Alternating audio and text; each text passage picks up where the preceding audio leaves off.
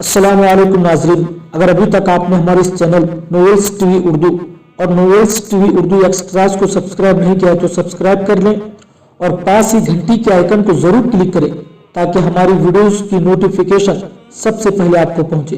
جزاک اللہ۔ بسم اللہ الرحمن الرحیم۔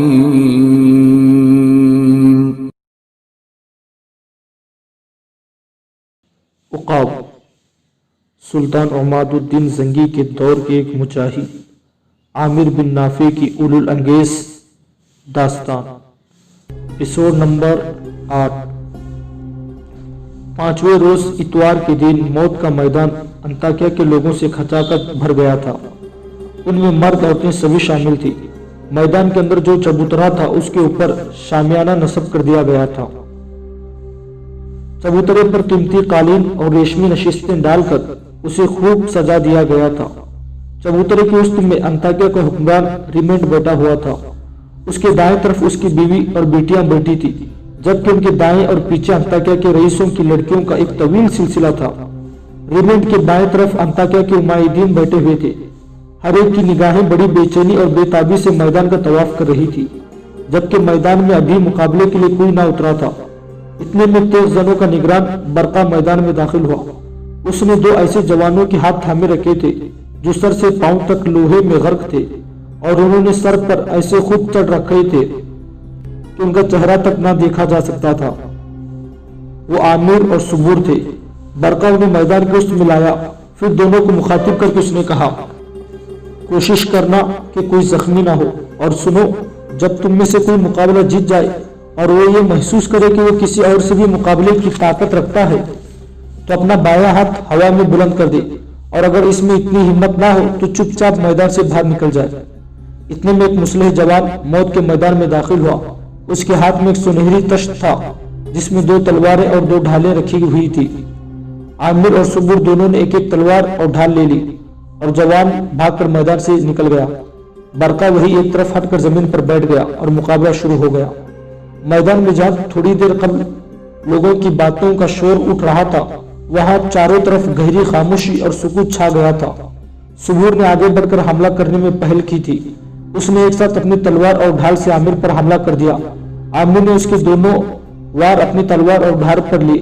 صبور نے تابڑتوڑ حملے شروع کر دیے تھے، جبکہ عامر نے اپنے آپ کو صرف دفاع تک محدود رکھا تھا۔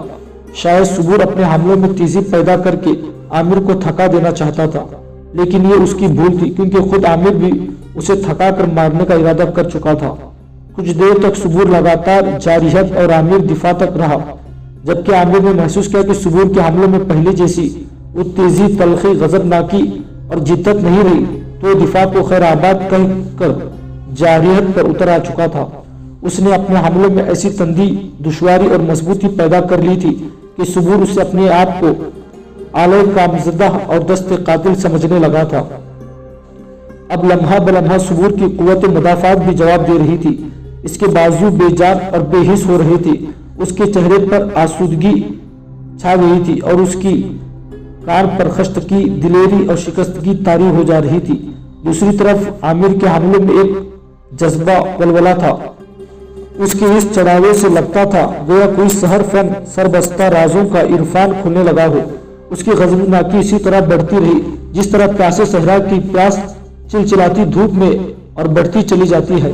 عامر رات کے پہلے حصے میں روشن ہونے والے آگ کے لاوے کی طرح بھٹکتا رہا، اور صبور اور پچھلی رات میں اپنی ہستی کے لیے جد و جہد کرنے والے دائی کی طرح بچاتا رہا۔ عامر صبور کو بری طرح اپنے آگے آگے بھاگا رہا تھا، اور لوگ اس کے اس اچانک صعود پر حیران اور پریشان تھے۔ دفعتاً عامر نے اپنی تلوار گھما کر ماری، جس سے صبور کی تلوار اس کے ہاتھ سے چھٹ کر گر گئی اور ساتھ ہی اس کے سر سے خود بھی اتر گیا تھا۔ صبور بکھلا گیا۔ عامر نے پیچھے ہٹتے ہوئے کہا، اپنی تلوار اٹھاؤ، میں تمہیں پھر قسمت آزمائی کا موقع دیتا ہوں۔ صبور نے نیچے جھک کر اپنا خود اٹھایا، پھر کپکپاتی آواز میں اس نے کہا، میں لڑنے سے ہاتھ کھینچتا ہوں اور اپنی شکست تسلیم کرتا ہوں۔ تم ایک آہنی حصار ہو جسے توڑنا میرے بس کی بات نہیں۔ تمہارا تعلق کس سرزمین سے ہے؟ عامر نے بھی اپنے سر سے خود اتارتے ہوئے کہا، میں قلعہ حرم کا مکین ہوں۔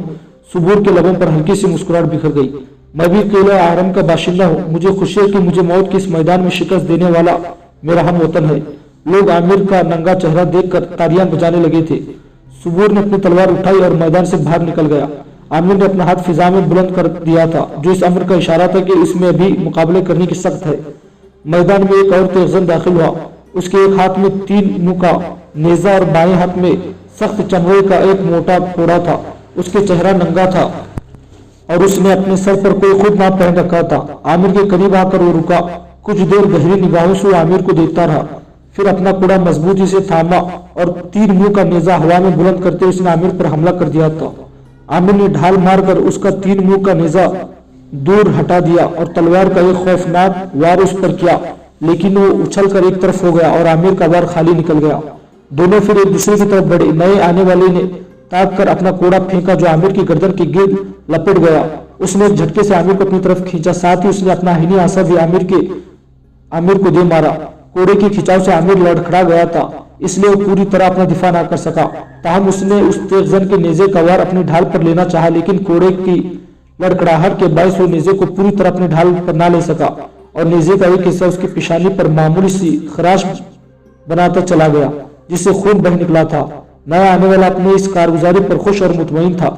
आमिर की पेशानी से खून बहती देखकर अंताकिया का वो तेजन फिपर गया। उसने फौरन अपना आप सिमटा और दोबारा आमिर को नेजा मारा।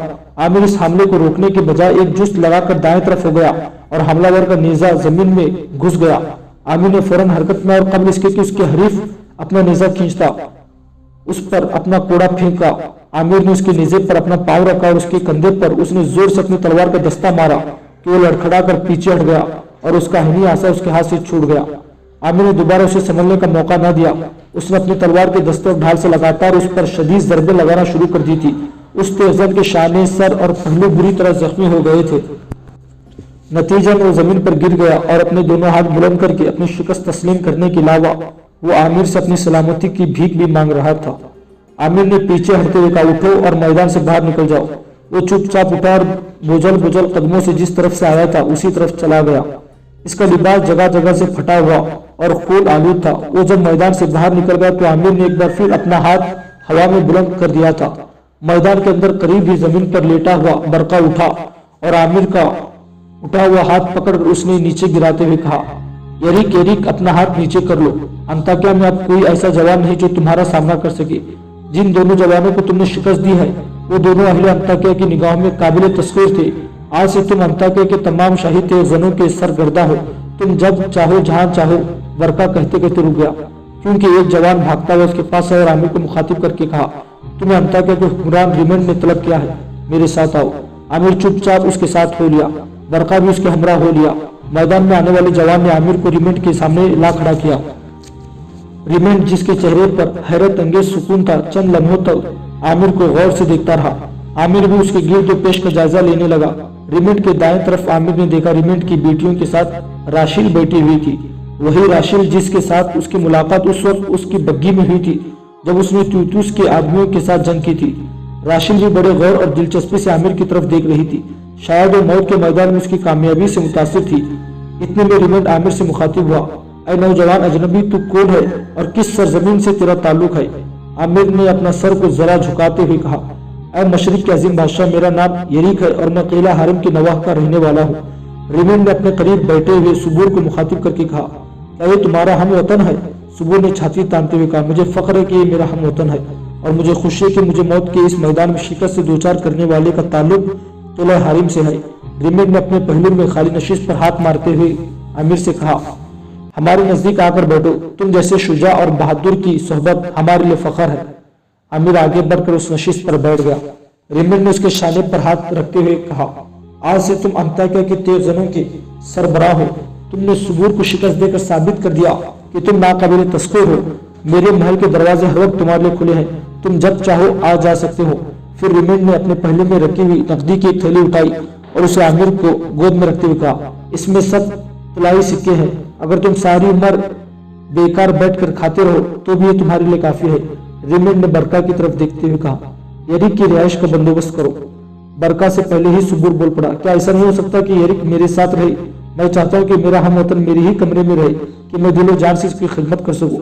रिमेंड ने बरका का जवाब का इंतजार किए बगैर सुबूर से कहा, तुम्हें इसकी इजाजत है। तुम्हारा इसके साथ रहना हमारे लिए सुकून का बायस होगा, कि इस शहर में अभी अजनबी है। रिमिंड खड़ा हो गया, उसके साथ ही मौत के मैदान में बैठे सब लोग भी उठ गए। रिमिंड चबूतरे से उतरकर मैदान से बाहर चला गया। शहर के मुआहिदीन और रईसों की औरतें और लड़कियां भी मैदान से निकल गई थी। उस वक्त जबकि लोग मैदान से बाहर जा रहे थे, सुबूर की तवज्जो किसी और तरफ थी। बरका ने इशारे से आमिर को अपने साथ बुलाया और उससे सरगोशी करते हुए कहा, अय मेरे दोस्त सुन, तू बहादुर और शुजा है, मुझे तुमसे हमदर्दी है। मेरी एक नसीहत सुन, सुबूर के साथ रहते हुए हर वक्त अपने जहन को बेदार रखना।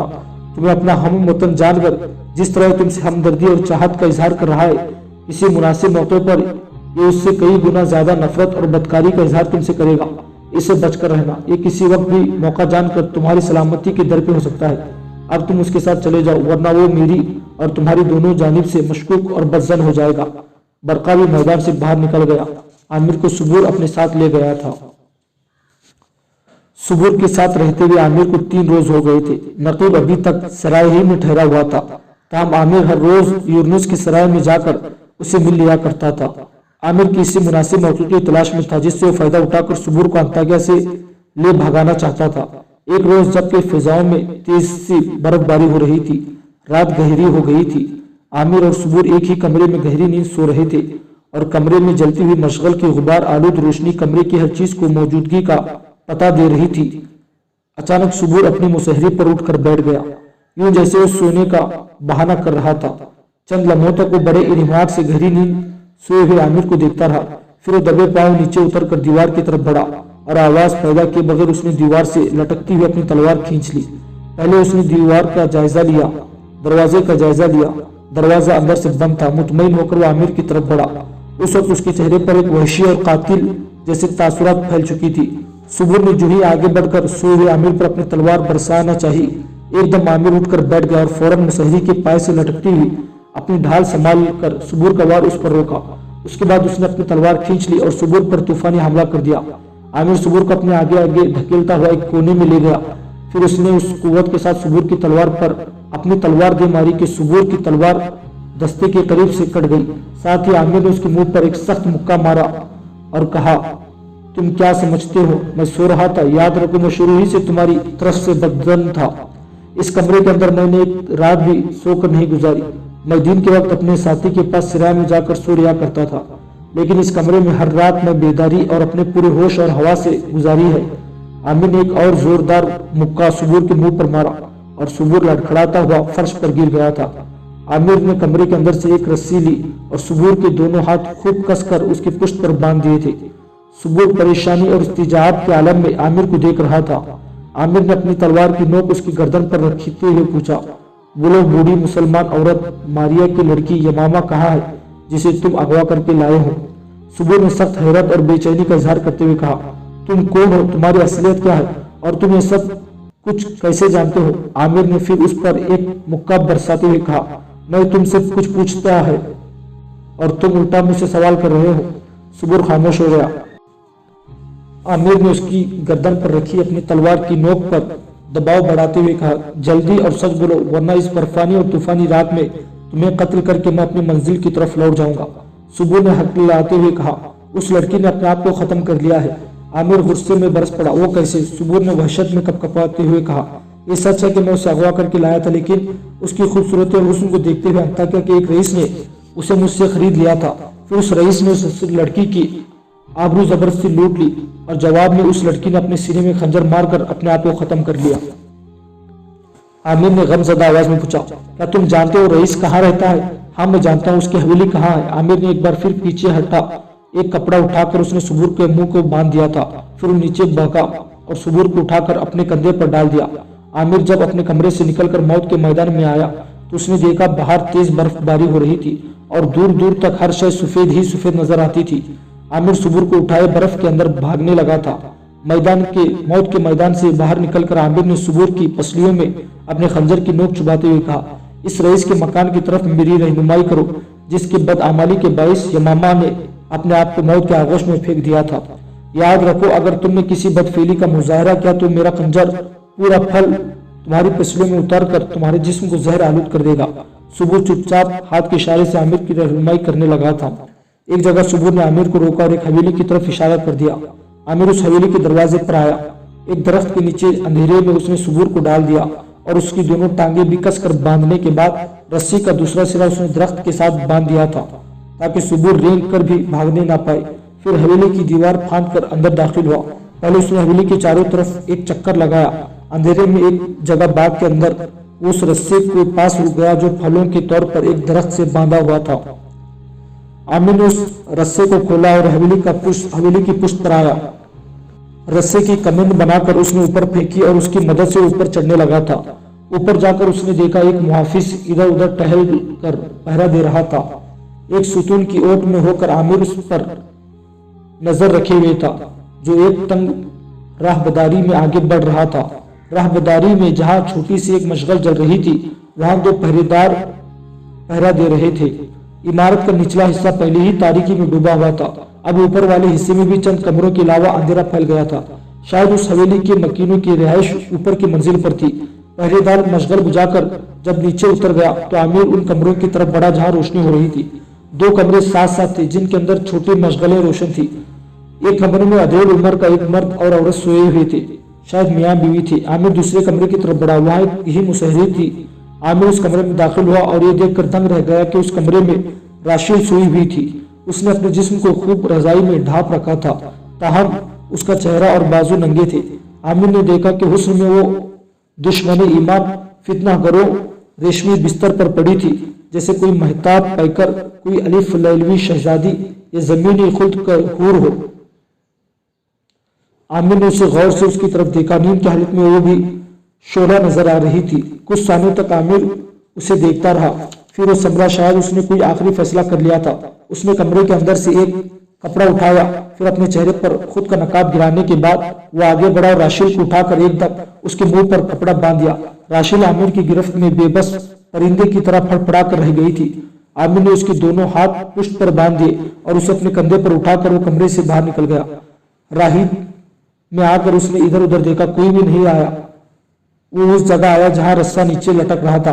अपना मुंह राशिल के कान के करीब ले जाते हुए उसने सरगोशी में कहा, मैं तुम्हारा दुश्मन नहीं हमदर्द हूँ।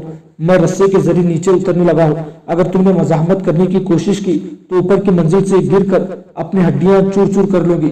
आमिर ने नीचे उतरने लगा, फिर रुक गया। राशिल को वहां डालकर वो दोबारा कमरे में गया और एक चादर उठा लाया। उस चादर की मदद से उसने राशिल को अपने कमरे में बांधा, फिर रस्से की मदद से नीचे उतर गया।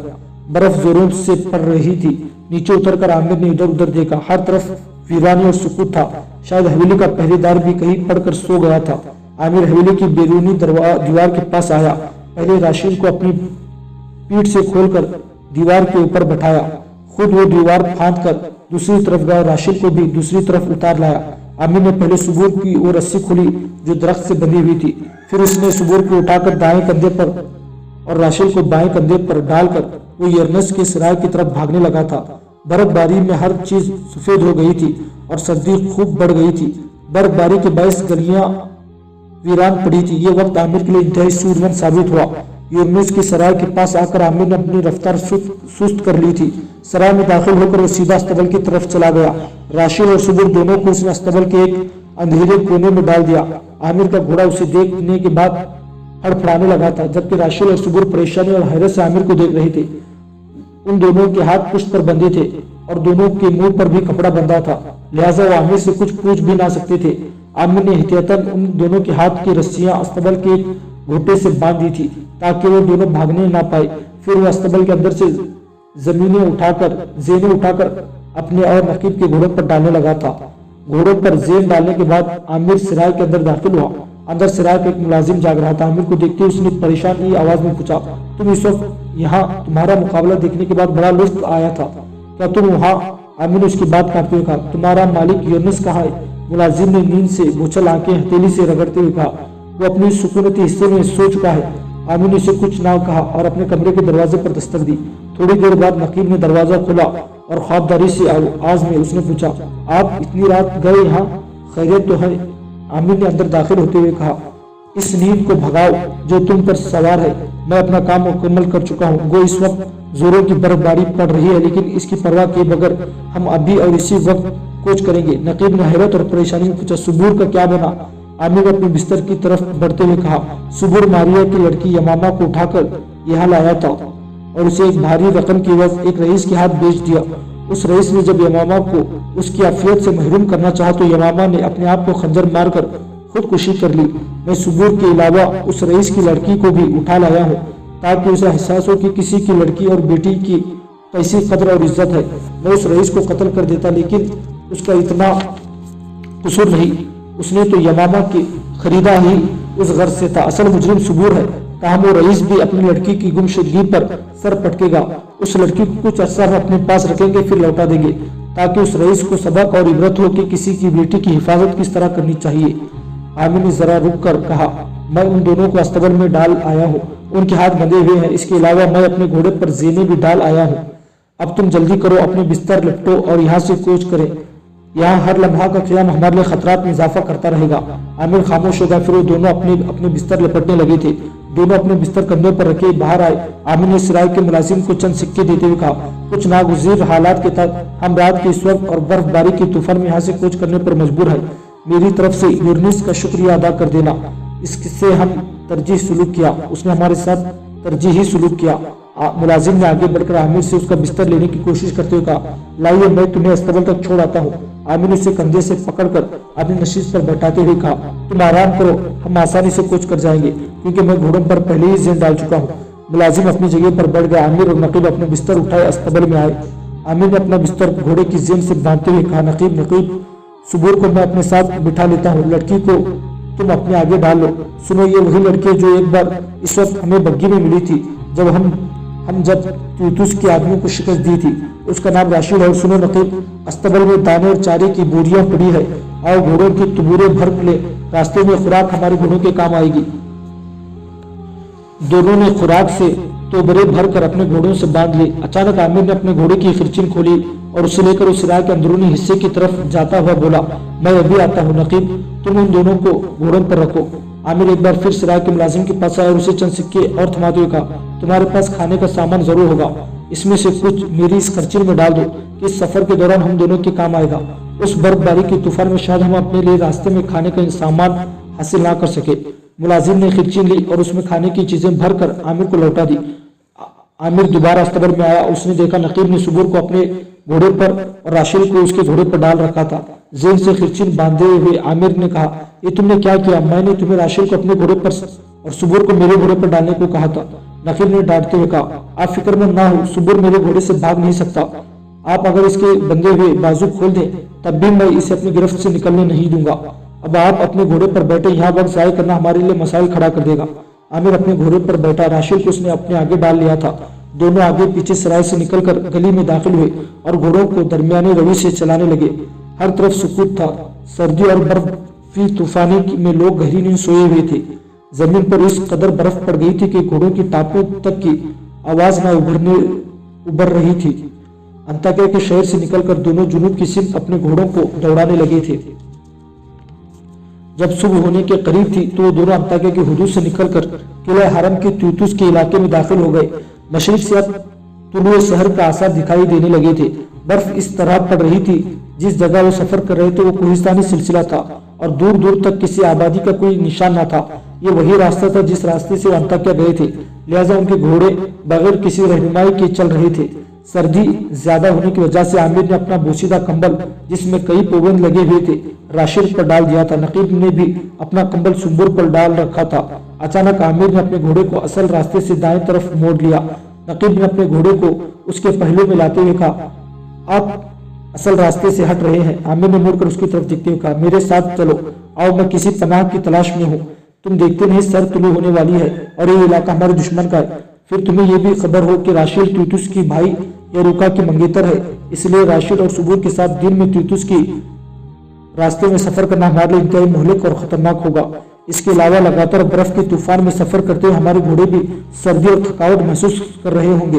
इनकी रफ्तार पहले से सुस्त हो गई है और इन्हें आराम की जरूरत है। इसके अलावा मुझे ये भी खतरा है कि राशिद और सुबूर कहीं रास्ते में ही में सर्दी से ना मर जाए, जबकि सुबूर को मैंने जिंदा उस खातून के सामने पेश करना चाहता हूँ जिसकी उसने बेटी अगवा की थी।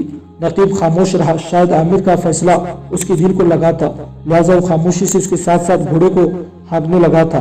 एक मील असल रास्ते से हटकर वो दोनों कोई पनाहगाह तलाश कर रहे थे कि एकदम नकीब ने चिल्लाकर आमिर को खबरदार करते हुए कहा, इधर देखो आमिर, यूं लगता है जैसे वो सामने वाले पहाड़ों में कोई गार हो। अगर ऐसा है तो यह हमारे लिए बेहतरीन पनाहगाह होगी। इसके साथ ही देखो चश्मों का पानी बहता हुआ दाएं हाथ जा रहा है। इसके अलावा यहाँ खुश्क दरख्त और झाड़ियां भी बहुत है, जिन्हें काट कर हम गार को गर्म रखने का बंदोबस्त भी कर सकते हैं।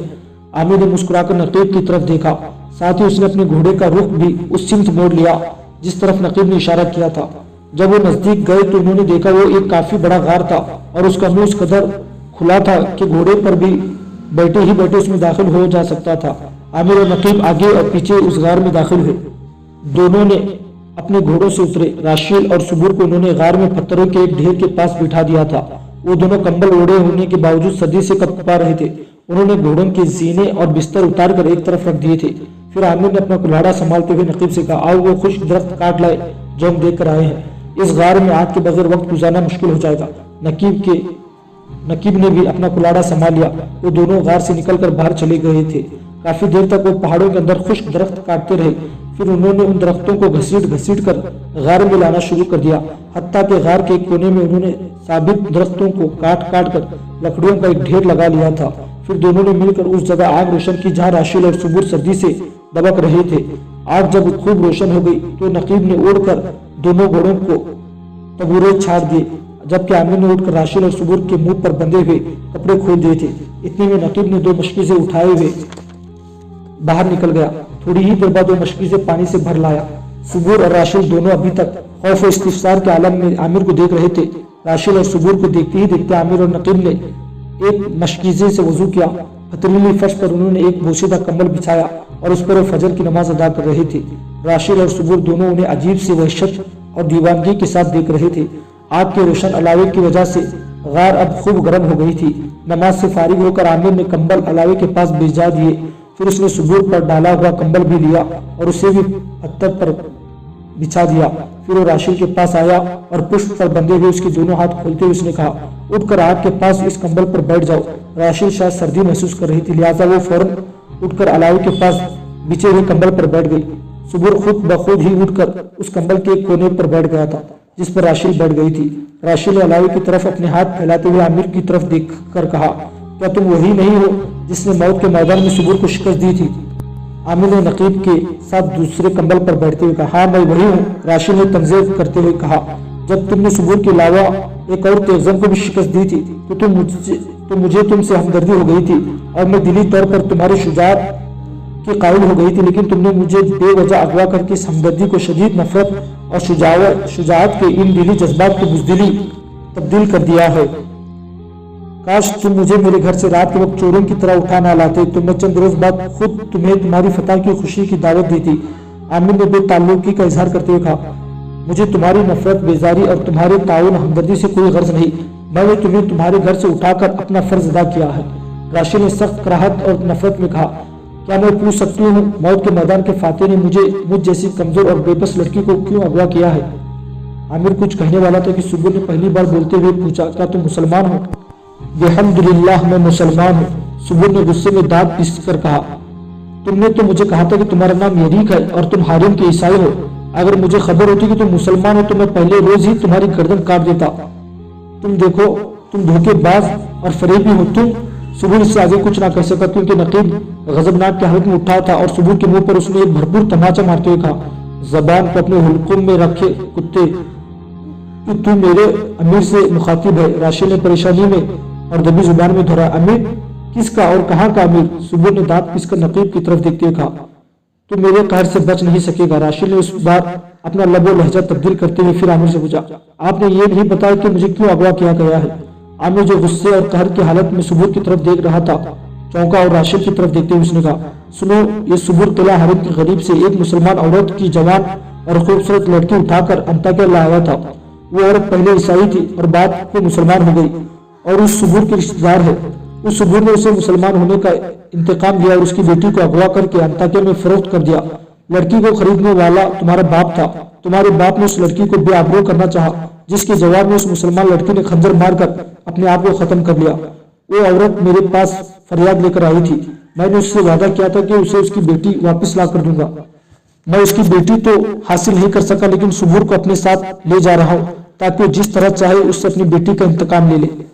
आमिर जरा रुका, फिर राशिद की तरफ देखते हुए कहा, तुम्हें इसलिए अगवा किया गया है कि तुम्हारे बाप को एहसास हो कि बेटी की किस कदर इज्जत होती है। उसने किसी की बेटी को बेवक्त करना चाहा, अब उसे अपनी बेटी की जुदाई पर रोना होगा। राशिद ने बेचारगी और खस्तगी में कहा, ये रजालत और कम ज़र्फी तो मेरे बाप ने की है, इसकी सजा मुझे क्यों मिलनी चाहिए? आमिर ने गजबनाक की हालत में कहा, जिस वक्त मैं तुम्हें उठाने गया था उस वक्त मैं चाहता तो तुम्हारे बाप को कत्ल कर देता, लेकिन उसने तो इस लड़की को खरीदा ही अपनी इसी ख्वाहिश के लिए था जिसका उसने इजहार किया था, लिहाजा मैंने उसे माफ कर दिया और उस सुबूर को अपने साथ लाया हूँ जो इस लड़की को अगवा करने के पीछे और इसके नाहक मौत का जिम्मेदार है। राशिद ने हिकारत से सुबूर की तरफ देखा, फिर कमाल नफरत में राशिद ने उसके मुंह पर थूक दिया और भड़क कर कहा, तू काबिल नफरत और काबिल मुआखिज है, तू वाजिबुल कत्ल और मसलूब किए जाने के काबिल है। सुबूर ने गुस्से में दांत पिसते हुए राशिद की तरफ देखते हुए कहा, तू भी मेरे गजब और अजाब से बच ना सकेगी। गार में चंद सालों तक खामोश रही, फिर आमिर ने नकीब की तरफ देखते हुए कहा, तुम इस कंबल पर खाना लगाओ, मैं सुबूर के हाथ खोलता हूँ। नकीब ने आमिर के खिलचिन से खाने की चीजें निकाल कर कंबल पर लगा दी, पानी से भरा हुआ एक मशकीजा भी करीब रख दिया। जो ही सुबूर के हाथ खोले उसने अलावे से जलती हुई लकड़ी उठाई और उसे नकीब पर हमला कर दिया। नकीब ने एक लंबी जुस्त लगाकर दूर जाकर अपने आप को बचाया, फिर हवाई सांप की तरह सुबूर वापस मुड़ा और उसी जलती सुर्ख लकड़ी से उसने राशिद पर हमला कर दिया। राशिद उठकर भाग निकली। सुबूर ने जलती लकड़ी उसकी टांग पर दे मारी और उसके गोश्त से भरी हुई खूबसूरत टांग झुलसा कर रह गई थी। राशिद ने ठोकर खाई और गिर पड़ी। सुबूर ने आगे बढ़कर जलती हुई लकड़ी से जमीन पर गिरी हुई राशिद का चेहरा झुलसा देना चाहा, लेकिन आमिर उस वक्त हरकत में आ चुका था और उसने आगे बढ़कर जब सुबूर को रोकना चाहा तो सुबूर ने आमिर पर हमला कर दिया। आमिर ने फौरन सुबूर का लकड़ी वाला हाथ पकड़ लिया और सुबूर के मुंह पर एक मुक्का दे मारा। सुबूर के हाथ से जलती हुई लकड़ी छूट गई और इंतहाई बेबसी के आलम में गार की पथरीली फर्श पर जा गिरा। आमिर ने जलती हुई लकड़ी उठाकर अलाई में फेंक दी थी। सुबूर की इस रवैये पर उसकी हालत उस दरिंदे जैसी हो गई थी जिस पर किसी ने कमगीन से हमला कर दिया हो। आमिर ने एक लंबी जुस्त ली और सुबूर के ऊपर आ गिरा। सुबूर ने अपने आप को बचाना चाहा, लेकिन आमिर ने बुरी तरह उसे दबोच लिया, बस कर दिया था और फिर उसने लगातार कई घूंसे सुबूर को दे मारे। सुबूर बुरी तरह कर्रा उठा, उसका शाना आमिर के मुक्कों से झूस कर रह गया था। सुबूर ने मजाहमत तर्क कर दी और अपनी बाजू जमीन पर टेक कर बेबसी का इजहार कर दिया था। आमिर ने उससे की गिरेबान से पकड़कर ऊपर उठाते हुए कहा, तो अंताकिया के रिमिट का शाहिद तो एकदम जरूर है, लेकिन तू ऐसा तो नहीं कि कोई तुझे जेर ना कर सके। अगर मैं मौत के मैदान में तुझे शिकस्त दे सकता हूँ तो याद रख, यहाँ इन कोहिस्तानी वीरानों में ऐसा कोई नहीं जो मुझे तेरे पसलियां तोड़ने से रोक सके। उठ, नकीब और राशिद से अपने रवैये की माफी मांगो, वरना मैं अलावे से जलती हुई लकड़ी उठाकर तुम्हारी टांगों को इस तरह झुलसा दूंगा जिस तरह तूने राशिद की टांग झुलसाई है। सुबूर ने फौरन हाथ जोड़कर नकीब और राशिद से माफी मांग ली। सुबूर को छोड़कर आमिर राशिद के पास आया और हमदर्दी का इजहार करते हुए उसने पूछा, तुम्हारी टांग ज्यादा तो नहीं झुलसी? राशिद ने इत्मीनान का इजहार करते हुए कहा, मेरी टांग को कोई नुकसान नहीं हुआ, सिर्फ मेरा लिबास ही जला है। मोटे कपड़े होने की वजह से मैं बच गई, वरना एक फिपरा हुआ सुअर मुझे जरूर जला चुका होता। राशिद ने दोबारा अलावे के पास कंबल पर बैठते हुए कहा, मैं आपसे एक इत्मीनान कराना चाहती हूँ कि इस गार में तूफान खड़ा कर दिया है। आमिर ने खाने के कंबल पर बैठते हुए पूछा, कैसा इत्मीनान? राशिद ने कुछ सोचते हुए पूछा, पहले आप मुझे ये बताइए कि आपकी आवाज मेरे लिए शनासा क्यों है? यूँ लगता है कि आवाज मैंने पहले कभी कहीं सुनी है। आमिर ने मुस्कुराते हुए कहा, हाँ, मेरी आवाज आप पहले भी तुम सुन चुकी हो। मेरा नाम आमिर बिन नाफे है और मेरे साथी का नाम नकीब है। मैं वादी जबला के सरहदी मुसलमानों का अमीर हूँ। मेरी तुम्हारी मुलाकात उस वक्त हुई थी जब तुम तीतुस के आदमियों के साथ बग्गी में रासु शमरा की तरफ आ रही थी और मैं उन्हें हमले करके तीतुस के सारे आदमियों को मौत के घाट उतार दिया था। राशिद ने कुछ सोचने के अंदाज में कहा, बिल्कुल सच कहा आपने। इस वक्त आपके चेहरे पर खुद का नकाब डाले थे, लिहाजा मैं आपको पहचान ना सकी थी। अब मैं आपसे जो इत्मीनान लेना चाहती थी उसकी जरूरत नहीं रही। आमिर ने फिर पूछा, तुम कैसा इत्मीनान चाहती थी? राशिद ने हल्के से मुस्कुराते हुए कहा, मैं आपसे ये पूछना चाहती थी कि जहाँ आप मुझे ले जा रहे हैं क्या वहाँ मेरी इज्जत महफूज होगी? मुझे अपनी जान की परवाह नहीं, लेकिन मैं अपनी अफियत आबरू की जमानत चाहती थी, लेकिन अब इसकी जरूरत नहीं रही। अगर आप सुबूर की किस्म के आदमी होते तो आप इस रोज ही इज्जत और वकार से मुझे न जाने देते जिस रोज बग्गी में आपसे मेरी मुलाकात हुई थी। आमिर ने निहायत संजीदगी में कहा, जहाँ मैं तुम्हें ले जा रहा हूँ वहाँ अगर तुम्हें कोई महिला निवासी भी देखे तो उसकी आंख निकाल दी जाए। तुम्हारे इत्मीनान के लिए यही काफी है कि वहाँ तुम्हें अपने घर से भी बेहतर माहौल मिलेगा, तुम्हें वहाँ सिर्फ 1 साल रहना होगा, इसके बाद तुम्हें बाइज्जत तौर पर वापस लौटा दिया जाएगा। अब उठो, खाना खाओ। राशिद उठकर खाने की कंबल पर आ गई। आमिर ने सुबुर की तरफ इशारा किया, तुम भी आ जाओ। सुबुर भी आमिर के सामने बैठ गया। चारों मिलकर खाना खाने लगे थे। वो पूरा दिन उन्होंने गार के अंदर गुजारा। बर्फबारी अब थम चुकी थी, बादल छट गए थे और आसमान साफ हो गया था। जब शाम हो गई और अंधेरा गहरा हो गया तो आमिर के कहने पर नकीब घोड़ों पर जीने डालने और बिस्तर लपटने लगा। आमिर ने पहले सुबह के हाथ पुष्प पर बांधे, फिर उसके मुंह पर कपड़ा बांध दिया। सुबह से फारिग होकर जब वो राशिद की तरफ बढ़ा तो राशिद ने इंतहाई बेचारगी में मिन्नत करते हुए कहा, मेरे हाथ और मुंह ना बांधिए। अंताकिया से यहाँ तक इस हालत में सफर मैंने नहायत तकलीफदा हालत में गुजारा है। मेरी तरफ से आप मुतमईन रहे, मैं ना भागने पाऊंगी, नहीं मदद के लिए किसी को पुकारूंगी। मैं बिल्कुल बेजरर साबित होंगी, मुझसे आप कोई खतरा नहीं। मैं सुबह जैसे भेड़ियों को मदद के लिए पुकारने पर आपकी पनाह को तरजीह दूंगी। आमिर ने हाथ में पकड़ी हुई रस्सी और कपड़ा खिंचन में डाल दी। इतनी देर तक नकीब कोच की तैयारी कर चुका था और दोनों बिस्तर भी लपेट कर उसने जीनों से बांध दिए थे। नकीब ने सुबह को उठाया और अपने घोड़े पर डालकर उस पर कंबल डाल दिया। राशिद कंबल लपेट कर खुद ही उठी और आमिर के घोड़े पर बैठकर उसने अपने आप को अच्छी तरह कंबल में लपेट लिया था। आमिर और नकीब भी सवार होकर गार से निकले और वापिस उस रास्ते की तरफ रवाना हुए जिसे छोड़कर वो पनाह के खातिर उस गार की तरफ आए थे। एक जगह जहाँ चश्मे का पानी कोहिस्तानी से उतरकर नशीब की तरफ बहता था, आमिर रुक गया। नकीब ने भी अपने घोड़े को रोक लिया और आमिर की तरफ देखने लगा। आमिर ने नीचे उतरकर मशकीजा पानी से भरकर जेन से बांध लिया और दोनों फिर अपने घोड़ों को जुनूब की तरफ जाने वाली शाहिरा की तरफ दौड़ा रहे थे। दूसरे रोज दोपहर के करीब आमिर और नकीब ने चोबी पुल से जुए जबला पार किया, फिर अपनी वादी में दाखिल हो रहे थे।